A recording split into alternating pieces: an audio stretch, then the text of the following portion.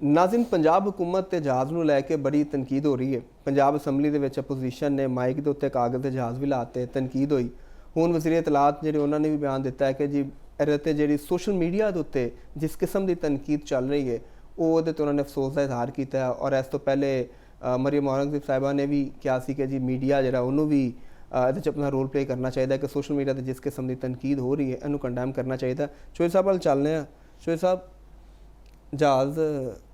ਜਹਾਜ਼ਾਂ ਨੇ ਜਹਾਜ਼ ਹੀ ਕੰਮ ਹੋਇਆ ਨਹੀਂ, ਲੇਕਿਨ ਅੱਛਾ ਦੇਖੋ, ਤੇ ਜਿਹੜੀ ਸਾਡੀ ਅਪੋਜੀਸ਼ਨ ਨੇ ਇਤਜਾਜ ਕੀਤਾ ਹੈ ਨਾ ਜਿਹੜਾ, ਉਹਨਾਂ ਦੇ ਬਾਰੇ 'ਚ ਮੈਂ ਫਿਲਹਾਲ ਮੈਂ ਕਹਾਂਗਾ ਵੀ ਇਹਨਾਂ ਨੂੰ ਹਰਾਮ ਹੈ ਅਗਰ ਇਹਨਾਂ ਨੇ ਕਿਸੇ ਆਵਾਮ ਦੇ ਇਸ਼ੂ ਦੇ ਉੱਤੇ ਆਮ ਦੇ ਉੱਤੇ ਕਦੇ ਕੋਈ ਗੱਲ ਕੀਤੀ ਹੋਵੇ। ਇਹ ਕਦੇ ਇਤਜਾਜ ਨਹੀਂ ਕਰਨਗੇ। ਇਹਨਾਂ ਨੇ ਟੈਰਰਿਜ਼ਮ ਦੇ ਹਵਾਲੇ ਨਾਲ ਕਦੇ ਅਪੋਜੀਸ਼ਨ ਨੇ ਕੀਤਾ ਇਤਜਾਜ?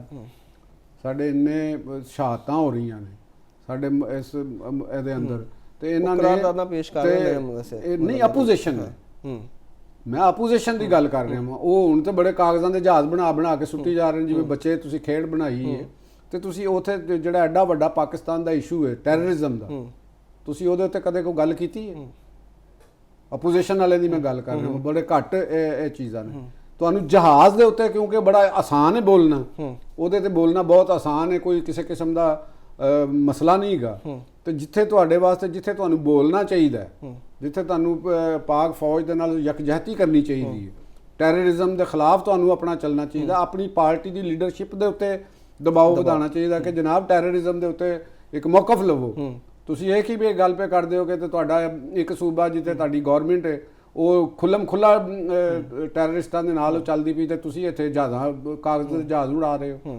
ਜਾਂ ਤੇ ਚਲੋ ਰਿਮੋਟ ਜਹਾਜ਼ ਵੀ ਤੁਸੀਂ ਲੈ ਆਉਂਦੇ ਤੇ ਫਿਰ ਵੀ ਚਲੋ ਸਮਝ ਆ ਜਾਂਦੀ। ਬਹਰਹਾਲ ਕਿੱਸਾ ਮੁਖਤਸਰ ਅਸੀਂ ਉਸ ਜਹਾਜ਼ ਲੈ ਆਉਂਦੇ ਹਾਂ। ਲੇਕਿਨ ਇੱਥੇ ਸ਼ਾਮਲ ਕਰ ਲਓ ਨਾ, ਇਹ ਤਨਕੀਦ ਜਿਹੜੀ ਹੈ ਇਹਦੇ 'ਚ ਪੀਪਲਸ ਪਾਰਟੀ ਵੀ ਸ਼ਾਮਲ ਹੈ, ਠੀਕ ਹੈ। ਔਰ ਪੀਪਲਸ ਪਾਰਟੀ ਜਿਹੜੀ ਹੈ ਉਹ ਕਹਿ ਰਹੇ ਨੇ ਕਿ ਕਿਤੇ ਇਹ ਤਾਂ ਨਹੀਂ ਮਾਮਲਾ ਕਿ ਕਿਉਂਕਿ ਪੰਜਾਬ ਗਵਰਨਮੈਂਟ ਦੀ ਬਹੁਤ ਜ਼ਿਆਦਾ ਤਾਰੀਫ ਹੋ ਰਹੀ ਹੈ ਔਰ ਸਿੰਧ 'ਚ ਬੈਠੇ ਲੋਕ ਔਰ ਸੈਲੀਬ੍ਰਿਟੀਜ਼ ਜਿਹੜੀਆਂ ਨੇ ਉਹ ਵੀ ਬਹੁਤ ਜ਼ਿਆਦਾ ਤਾਰੀਫ ਕਰ ਰਹੀਆਂ, ਤਾਂ ਕੋਈ ਇਹਨਾਂ ਦੀ ਆਪਸ ਵਿੱਚ ਰਿਫਟ ਤਾਂ ਨਹੀਂ? ਅੱਛਾ ਦੇਖੋ, ਮੈਂ ਪਹਿਲੇ ਵੀ ਕਈ ਦਫਾ ਇਹ ਗੱਲ ਕੀਤੀ ਹੈ ਕਿ ਰਿਫਟ ਤੇ ਉਹਨਾਂ ਦੇ ਵਿੱਚ ਤੁਸੀਂ ਇੱਕ ਬਤੌਰ ਜਰਨਲਿਸਟ, ਅਗਰ ਤੁਸੀਂ if you are a journalist, ਤੁਸੀਂ ਰਿਪੋਰਟਰ ਹੋ, ਤੁਸੀਂ ਐਂਕਰ ਹੋ, ਤੁਸੀਂ ਤਜਜ਼ੀਆਕਾਰ ਹੋ, ਤੁਸੀਂ ਕਾਲਮ ਨਵੀਸ ਹੋ, ਤੇ ਤੁਹਾਨੂੰ ਇਸ ਚੀਜ਼ ਦਾ ਪਤਾ ਹੋਣਾ ਚਾਹੀਦਾ ਹੈ ਕਿ ਉਹ ਦੋ ਅਲੱਗ-ਅਲੱਗ ਪਾਰਟੀਆਂ, ਉਹ ਇੱਕ ਪਾਰਟੀ ਨਹੀਂ ਹੈਗੀ, ਇੱਕ ਦੂਸਰੇ 'ਚ ਮਰਜ ਨਹੀਂ ਹੋਈਆਂ। ਉਹ ਮਫਾਦਾਤ ਨੇ ਉਹਨਾਂ ਦੇ, ਉਹਦੇ ਤਹਿਤ ਉਹ ਇਕੱਠੇ ਰਹਿ ਰਹੇ ਨੇ। ਇਹ ਥੋੜਾ ਕਿ ਉਹਨਾਂ ਨੇ ਕਿਸੇ ਦੀ ਮੁਖਾਲਫਤ ਨਹੀਂ ਕਰਨੀ, ਲੇਕਿਨ ਮਫਾਦਾਤ 'ਚ ਤੈਅ ਹੁੰਦਾ ਹੈ ਨਾ ਕਿ ਵੀ ਅਸੀਂ ਇੱਕ ਦੂਜੇ ਦੇ ਨਾਲ ਹੁਣ ਚੱਲ ਰਹੇ ਹਾਂ। ਗਵਰਨਮੈਂਟ ਨੂੰ ਤੋੜਨ ਦੇ ਵਿੱਚ ਨਹੀਂ ਸ਼ਾਮਲ ਹੋਣਗੇ, ਇਤਜਾਜ ਕਰਨ ਉਹਨਾਂ ਤੇ ਉਹਦੇ 'ਚੋਂ ਕਰਨਗੇ।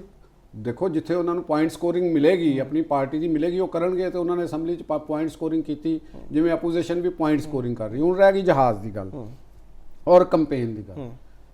ਸੋਸ਼ਲ ਮੀਡੀਆ ਦੇ ਉੱਤੇ ਸ਼ਖਸੀਅਤਾਂ ਖਾਸ ਤੌਰ ਤੇ ਦੇਖੋ, ਪਾਕਿਸਤਾਨ ਦੇ ਵਿੱਚ ਮੈਂ ਪਹਿਲੇ ਵੀ ਕਹਿੰਦਾ ਰਿਹਾ, ਪੂਰੇ ਪਾਕਿਸਤਾਨ ਦਾ ਇਹ ਆਲਮੀ ਹੈ ਕਿ ਖਾਤੂਨ ਇੱਕ ਸੌਫਟ ਟਾਰਗੇਟ ਹੈ, ਠੀਕ ਹੈ ਨਾ।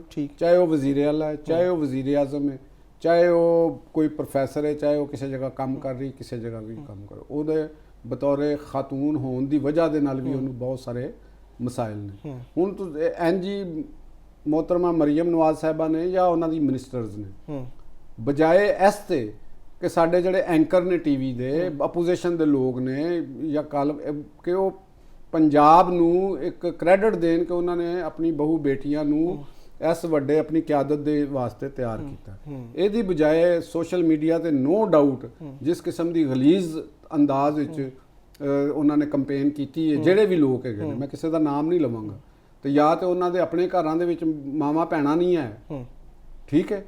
ਦੇਖੋ ਕਿਸੇ ਦੇ ਬਾਰੇ ਤੁਸੀਂ ਕੋਈ ਖਾਤੂਨ ਹੋ, ਤੁਸੀਂ ਵਜ਼ੀਰ ਆਲਾ ਦੇ ਨਾਂ ਲੈ ਕੇ ਵਜ਼ੀਰ ਆਲਾ ਤੇ ਤਨਕੀਦ ਕਰੋ। ਖਾਤੂਨ ਹੋਣ ਦੀ ਬੁਨਿਆਦ ਉੱਤੇ ਤਨਕੀਦ ਕਰਨਾ, ਉਹਦਾ ਖਾਤੂਨ ਦੇ ਕਰੈਕਟਰ ਦੇ ਹਵਾਲੇ ਨਾਲ ਕੋਈ ਗੱਲ ਕਰਨਾ, ਇਹਦੀ ਤੇ ਮੈਂ ਕਦੇ ਵੀ ਹਮਾਇਤ ਨਹੀਂ ਕਰਾਂਗਾ। ਤੁਸੀਂ ਇਹ ਕਹੋ ਕਿ ਤਿਆਰਾ ਐਡਾ ਮਹਿੰਗਾ ਕਿਉਂ ਖਰੀਦਿਆ, ਬਿਲਕੁਲ ਸਵਾਲ ਚੁੱਕੋ, ਠੀਕ ਹੈ, ਜਵਾਬ ਲਵੋ ਉਹਨਾਂ ਦੇ ਕੋਲੋਂ, ਜਿਸ ਤਰ੍ਹਾਂ ਵੀ ਤੁਹਾਡਾ ਬਣਦਾ, ਜੋ ਵੀ ਤੁਹਾਡੇ ਕੋਲ ਇਨਫੋਰਮੇਸ਼ਨ ਹੈ ਉਹ ਲੀਕ ਕਰੋ। ਤੁਸੀਂ ਉਹਦੇ ਤੇ ਬਿਲੋ ਦੀ ਬੈਲਟ ਜਾ ਕੇ ਔਰ ਗਲਾਜ਼ਤ ਤੋਂ ਭਰਪੂਰ ਇੱਕ ਮੈਂਟੈਲਿਟੀ ਦਾ ਇਜ਼ਹਾਰ ਕਰੋ, ਤੇ ਪਾਕਿਸਤਾਨ ਨੂੰ ਬਹਿਸੀ ਤੇ ਮਜਮੂਈ ਸਾਡੇ ਇਸ਼ਰਾਫੀਆ ਨੂੰ, ਸਾਡੇ ਅਹਲੇ ਇਲਮ ਨੂੰ ਇਹਨੂੰ ਕੰਡੈਮ ਕਰਨਾ ਚਾਹੀਦਾ।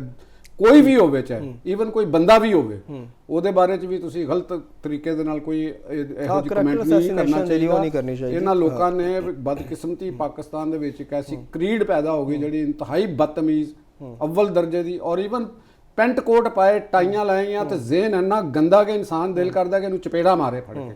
ਕਸਮ ਦੀ ਮੈਂ ਇਹ ਗੱਲ ਕਰ ਰਿਹਾ ਹਾਂ। ਅਨਪੜ੍ਹ ਜਿਹੜਾ ਬੰਦਾ ਨਾ ਖਵਾਉਂਦਾ ਉਹ ਫੇਰ ਕੋਈ ਇੱਜ਼ਤ ਕਰੇਗਾ। ਤੇ ਕੁਝ ਪੜ੍ਹੇ ਲਿਖੇ ਪਤਾ ਨਹੀਂ ਇਹਨਾਂ ਨੇ ਕੀ ਪੜ੍ਹ ਲਿਆ, ਤੇ ਇਹ ਤੇ ਇੰਜ ਲੱਗਦਾ ਹੈ ਕਿ ਜਿਵੇਂ ਸ਼ਾਇਦ ਕਿਸੇ ਜੰਗਲ ਦੇ ਵਿੱਚੋਂ ਇਹਨਾਂ ਨੂੰ ਕੱਢ ਕੇ ਲਿਆਂਦਾ ਹੈ ਕਿ ਇਹਨਾਂ ਨੇ ਇਸ ਤਰੀਕੇ ਦੀ ਬਦਤਮੀਜ਼ੀ ਕਰਦੇ ਨੇ। ਉਹਨਾਂ ਦੇ ਉੱਤੇ ਉਹਨਾਂ ਦੀ ਗਵਰਨੈਂਸ ਤੇ ਤਨਕੀਦ ਕਰੋ, ਉਹਨਾਂ ਦੇ ਜਹਾਜ਼ ਦੇ ਉੱਤੇ ਅਸਰਾਫ ਦੇ ਉੱਤੇ ਤਨਕੀਦ ਕਰੋ, ਕਰੈਕਟਰ ਦੇ ਉੱਤੇ ਤਨਕੀਦ ਨਹੀਂ ਬਣਦੀ। ਅਪੋਜੀਸ਼ਨ ਨੇ ਤਨਕੀਦ ਕੀਤੀ ਹੈ ਉਹ ਠੀਕ ਹੈ, ਲੇਕਿਨ ਅਪੋਜੀਸ਼ਨ ਨੂੰ ਦਹਿਸ਼ਤਗਰਦੀ ਦੇ ਇਸ਼ੂਜ਼ ਦੇ ਉੱਤੇ ਔਰ ਦੀਗਰ ਇਸ਼ੂਜ਼ ਦੇ ਉੱਤੇ ਆਪਣੀ ਪਾਰਟੀ ਦੀ ਕਿਆਦਤ ਦੇ ਉੱਤੇ ਇੱਥੇ ਵੀ ਖੁੱਲ੍ਹ ਕੇ ਗੱਲ ਕਰਨੀ ਚਾਹੀਦੀ ਹੈ ਕਿ ਤੁਸੀਂ ਕਿਹੜਾ ਕਿ ਉਹਨਾਂ ਦੇ ਕੋਲੋਂ ਪੈਸੇ ਲਏ ਨੇ।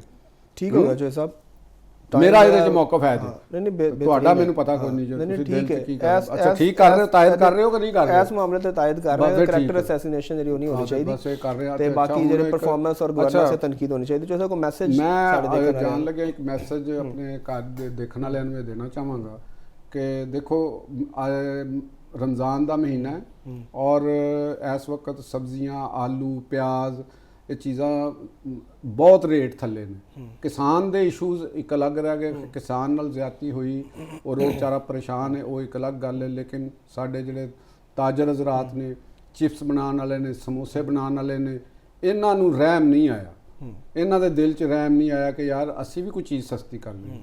रमज़ान दे विच तुसीं ओहो ही अपना छुरा फड़िया है। साडे माशरे दे ये बड़ा वड्डा आलमिया खास तौर ते ताजरां दा, दुकानदारां दा कि वो चाहते हैं कि शायद असी एक महीने च 12 महीने की कमाई कर लीए।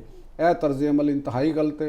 और दूसरा पंजाब हुकूमत के जोड़े अदारे ने, पीरा फोर्स, ये वो, इन्हों का भी फर्ज है कि वो इधर भी तवज्जो देन कि यह जोड़े मनमानियां हो रही ने। अगर तुसी अज भी 80 रुपए का 80 रुपए का जो समोसा बेच रहे हैं, उन्होंने पूछना चाहिए ना भी तुसी क्यों बेच रहे हो, ਵੀ ਕੀ ਉਹ ਤੁਹਾਡੇ ਕੋਲ ਇਹਦੇ ਚ ਕਿਹੜਾ ਤੁਸੀਂ ਖਾਸ ਵਿੱਚ ਤੇ ਗਿੱਦੜ ਸਿੰਘ ਪਾ ਦਿੱਤੀ ਹੈ। ਆਲੂ ਹੁੰਦੇ ਨੇ ਤੇ ਆਲੂ ਨੇ 15 ਰੁਪਏ ਕਿਲੋ ਪਿਆਜ਼ ਹੈ, ਹੋਰ ਕਿਹੜੀ ਚੀਜ਼ ਹੈ ਜਿਹੜੀ ਕੋਈ ਐਡੀ ਮਹਿੰਗੀ। ਉਸ ਹਿਸਾਬ ਨਾਲ ਤੁਸੀਂ 80 ਰੁਪਏ ਵਾਲੇ ਨੂੰ ਚਲੋ 70 ਕਰ ਦਿਓ, 70 ਵਾਲੇ ਨੂੰ 60 ਕਰ ਲਓ।